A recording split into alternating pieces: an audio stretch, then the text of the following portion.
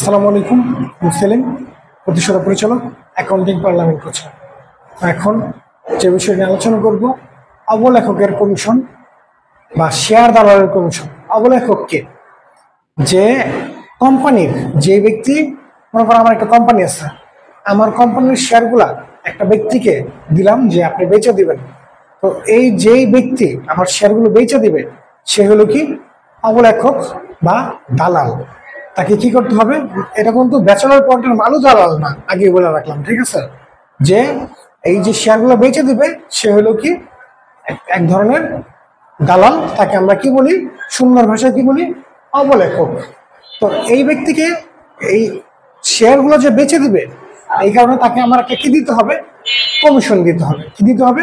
Commission. তো এটা এক ধরনের অলিক সম্পদ বা অসমন্বিত ব্যয়। এই যে কমিশনটা দিলাম, এটা এক প্রকার ব্যয়। কেমন ব্যয়? অসমন্বিত ব্যয়। আর আমরা জানি অসমন্বিত ব্যয়, অলিক সম্পদ, এগুলা কি কথা? একই কথা। এগুলা কি? অলিক সম্পদ। আচ্ছা, এই অবলেখকের কমিশন এগুলো আমার সম্পদ। এটার সমর্থক শব্দগুলো কি কি আসে সচরাচর? দায় গ্রাহকের কমিশন, দায় গ্রাহকের কমিশন, শেয়ার দালালের কমিশন এবং শেয়ার দালালের দস্তুরি। কমিশন আর দস্তুরি, কমিশন আর দস্তুরি একই কথা, একই কথা। এখন এই দায় গ্রাহকের কমিশন, কেন দায় গ্রাহক? তাকে সে আমার শেয়ারগুলো কি বেচে দিতে কি দায়বদ্ধ। একটা কমিশনের বিনিময়ে সে আমাকে কি আমার শেয়ারগুলো বেচে দিতে কি দায়বদ্ধ। তাই তাকে কি অবলেখক, অবলেখক বলা যায় বা দায় গ্রাহক বলা যায় বা শেয়ার দালালও বলা যায়।